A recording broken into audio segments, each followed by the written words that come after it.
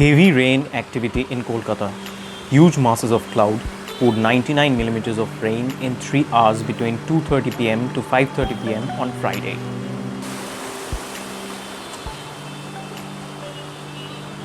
In 2019, this is the first heavy downpour in Kolkata. Weather officially promised that the trend would not change for the next 48 hours.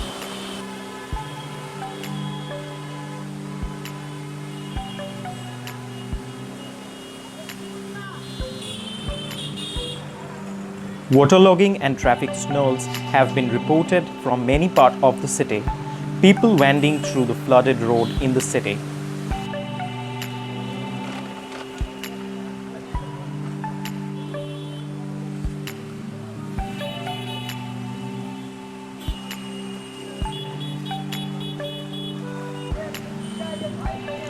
Weather officially says a few more similar spells can wipe out Kolkata's rain deficit before the end of August, which is anyway Kolkata's wettest month.